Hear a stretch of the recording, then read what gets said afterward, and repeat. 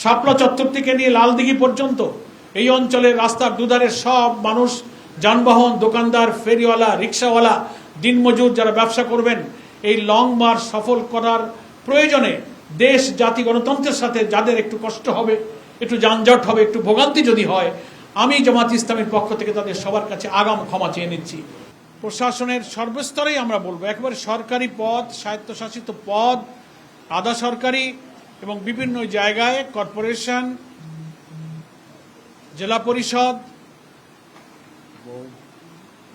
শিক্ষা মন্ত্রণালয়, শিক্ষা বোর্ড সহ নানান জায়গায়, ইউনিভার্সিটির ভাইস চ্যান্সেলর থেকে নিয়ে সংকীর্ণ দলীয়করণের প্রতিবাদ এবং এটা বন্ধ করা, এই 6টা দাবি আমরা আমাদের প্রধান দাবি হিসেবে লং মার্চের কর্মসূচিতে আমরা উল্লেখ করেছি। আমাদের ক্যাম্পেইনে, প্রচার প্রচারণায় আমাদের এটা প্রাধান্য পাচ্ছে। সম্মানিত সাংবাদিক বন্ধুগণ, প্রিয় দেশবাসী, আমরা আমাদের দেশবাসীর সহযোগিতা চাই।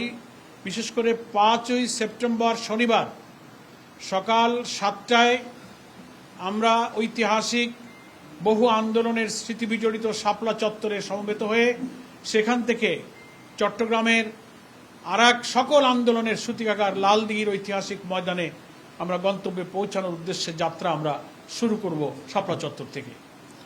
পথে পথে এই বিশাল মহাসড়কের দুই দিকের সমস্ত জেলা, থানা, উপজেলা, গ্রাম, ইউনিয়ন, ওয়ার্ড, সমস্ত মানুষের, জনসাধারণের সহযোগিতা এবং দোয়া আমরা কামনা করছি। এবং আমাদের বহর যাত্রা করবে শাপলা চত্বর থেকে। পথে পথে যে জেলাগুলো আমরা অতিক্রম করব তার 9টি জেলা এবং মহানগরী শাখার জামাত ইসলামীর নেতৃবৃন্দকে আমরা আজকে সকালে ঢাকার কেন্দ্রীয় কার্যালয়ে আহ্বান করেছিলাম। সে বৈঠক আমাদের এখনো চলছে। জামাতের এই 9টি শাখা, একেবারে ঢাকার পরে নারায়ণগঞ্জ থেকে শুরু করে মুন্সিগঞ্জ, কুমিল্লা, ফেনী, তারপরে একে একে এসে আপনার চট্টগ্রামের মহানগরী জেলা, সংশ্লিষ্ট 9টি শাখাকে আমরা অন্তর্ভুক্ত করে তার আমির নেতৃবৃন্দ, ইসলামী ছাত্র শিবিরের নেতৃবৃন্দ, শ্রমিক নেতৃবৃন্দ সকলেই সকাল 10টা থেকে এই লং মার্চ প্রস্তুতির বৈঠক এখনো চলছে। আমরা সেই বৈঠক থেকে নেতৃবৃন্দ আপনাদের সামনে উপস্থিত হয়েছি। সেখানে এই অভিযানের অন্তত 6-7টি পয়েন্টে আমাদের নেতৃবৃন্দ পথসভা করবেন, শীর্ষ নেতৃবৃন্দ। সেই সব পথসভা সফল করা, এই বিরাট লং মার্চের যে কাফেলা চলবে সেখানে 1000-এর ঊর্ধ্বে গাড়ি এই লং মার্চে সংযুক্ত থাকবে ইনশাআল্লাহ, কমপক্ষে। আর পথে পথে তো নানান গাড়ি যুক্ত হতে থাকবে, হাজার হাজার, যেটার কোনো পরিসংখ্যান হয়তো এক্ষুনি আমাদের কাছে নেই, তখনও হয়তো থাকবে না। স্বতঃস্ফূর্ত জনগণ আমাদের এই কাফেলা ইনশাআল্লাহ যোগ দেবে। লং মার্চের নিরাপত্তা, লং মার্চের যাত্রীদেরকে সুশৃঙ্খলভাবে, এই যে সকাল 7টায় শুরু আর রাত 10টা-11টায় লালদিঘিতে সমাপ্ত হবে, এই লং টাইমে কি কি সমস্যা মুখোমুখি আমরা হতে পারি সেগুলো বিস্তারিত গাইডলাইন এখন দেওয়া হচ্ছে। সেইভাবেই সমস্ত শাখাগুলো leaflet, poster, sticker, banner, festoon, cultural programme, সঙ্গীত, থিম সং এবং প্রত্যেক এই সড়কের চারিপাশ ঘিরে প্রতিটি গ্রামে, গঞ্জে, উপজেলায় এই লং মার্চ সফরের জন্য একটা ব্যাপক আলোড়ন, একটা সাড়া পড়ছে। আমরা ইতিমধ্যেই যে আজকে খবর পেলাম, তারা সে সমস্ত সভা সমাবেশ, মাইকিং, হাটে বাজারে, সেই সব পথসভাতে তারা মিছিলে মিছিলে তারা লোকারণ্য হবে এবং সমবেত হবে এবং এই রোড মার্চের কাফেলাকে তারা স্বাগত জানাবে। আমরা এই রোড মার্চের ডিসিপ্লিন সম্পর্কে অনেকগুলো বিভাগ করেছি।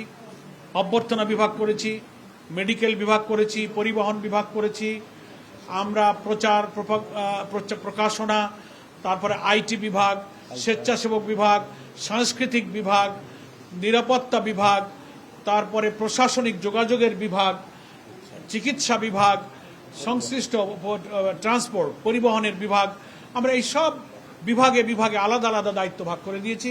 সেই সব বিভাগীয় দায়িত্বশীলদের নিয়েও আমাদের গতকালকে সমন্বয় সভা সম্পন্ন হয়েছে।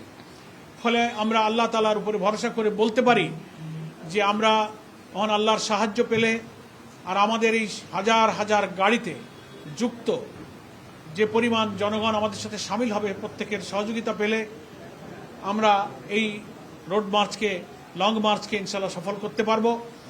আমাদের বড় সহযোগিতার একটা জায়গা হচ্ছে প্রশাসন। আমরা পুলিশ প্রশাসন আইন শৃঙ্খলা রক্ষার ক্ষেত্রে খুব গুরুত্বপূর্ণ ভূমিকা পালন করে থাকে। এই জন্য গতকাল আমরা 11 দলের নেতৃবৃন্দ একসঙ্গেই পুলিশের প্রধান, ইন্সপেক্টর জেনারেল অফ পুলিশ, যাকে আমরা আইজিপি বলি, পুলিশ মহাপরিদর্শকের দপ্তরে, পুলিশ হেডকোয়ার্টারে আমরা ওনার সাথে বৈঠকে মিলিত হয়েছিলাম। সেখানে 11 দলের মহানগরী এবং কেন্দ্রীয় পর্যায়ের নেতৃবৃন্দ আমরা উপস্থিত থেকে লিখিতভাবে আমাদের ঢাকা চট্টগ্রাম, ঢাকা রংপুর, ঢাকা খুলনা এবং ঢাকা সিলেট রুটটা আমাদের ট্রেনে হবে যেহেতু রাস্তাটা খারাপ, আর খুলনাটা হয়ে আবার কুষ্টিয়ায় গিয়ে শেষ হবে।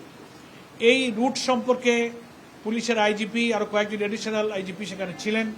লিখিতভাবে তাদেরকে আমরা শিডিউল দিয়েছি, কোথায় কোথায় আমাদের স্পট হবে, কোথায় কোথায় জনসভা হবে, সেসব বিষয়ে আমরা অবগত করেছি এবং ওনাদেরকে আমরা অনুরোধ করেছি সংশ্লিষ্ট সমস্ত রেঞ্জ ডিআইজি, পুলিশ সুপার, তারপরে থানাগুলোর যারা ভারপ্রাপ্ত কর্মকর্তা থাকবেন, তাদের ট্রাফিক সিস্টেম, পুলিশের সাথে রিলেটেড ইন্টেলিজেন্স, সবাইকে যেন ওনারা ওনাদের দায়িত্বে এই সবগুলো অবহিত করেন এবং আমাদের এই লং মার্চ সফল করতে তারা যেন সহযোগিতা করেন। ওনারা আমাদেরকে আশ্বস্ত করেছেন, আমাদেরকেও ওনারা কিছু পরামর্শ দিয়েছেন যে আপনাদের পক্ষ থেকেও স্বেচ্ছাসেবক প্রতিটি স্থানে স্থানে পুলিশের সাথে সমন্বয় এবং ধৈর্যের পরিচয় দিয়ে এই লং মার্চকে সফল করার জন্য উভয় যদি আমরা মিলিতভাবে চেষ্টা করতে পারি তাহলে ইনশাল্লাহ আমাদের এই লং মার্চটা সফল হবে। আমরা মনে করি গণতান্ত্রিক সংগ্রামে দেশের জনগণের বৈধ ন্যায্য দাবি আদায়ের যে নিয়মতান্ত্রিক পথ, তার মধ্যে লং মার্চ হচ্ছে একটা কর্মসূচি। এটা সম্পূর্ণ শান্তিপূর্ণ হবে, নিয়মতান্ত্রিক হবে, কোনো উস্কানিমূলক হবে না।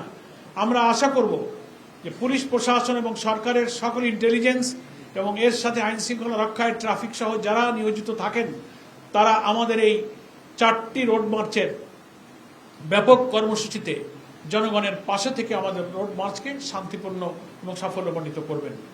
বিএনপি, সরকার, সরকারি দল, অন্যান্য রাজনৈতিক দল, বন্ধু সংগঠন যারা দেশের রাজনীতি করেন তাদের কাছে আমাদের আপিল থাকবে, আমরাও একটি রাজনৈতিক দল হিসেবে এই নিয়মতান্ত্রিক জনগণের দুর্ভোগ, গণদাবি, গণভোটের গণরায় বাস্তবায়ন, এগুলো সবই মানুষের গণ আকাঙ্ক্ষা।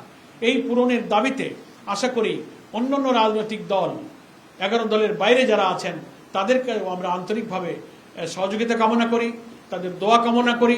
পথে পথে সেই সমস্ত শাখায় সকল রাজনৈতিক দলের অংশগ্রহণ, সহানুভূতি, সহযোগিতা, পরামর্শ নিয়ে প্রত্যেক দলই এইসব কর্মসূচি পালন করার অধিকার, সাংবিধানিক, রাজনৈতিক এবং আইনি অধিকার। তারা আশা করি এই লং মার্চ সফল করে আমাদের পাশে থাকবেন।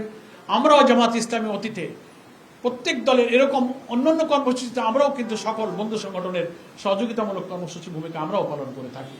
সেজন্য আমরা মনে করি ত্রয়োদশ জাতীয় সংসদ নির্বাচনের পর নির্বাচিত সরকারের বিরোধী দল হিসেবে 11 দিন ঐক্যের সবচেয়ে বৃহৎ একটি রাজনৈতিক প্রথম কর্মসূচি লং মার্চ।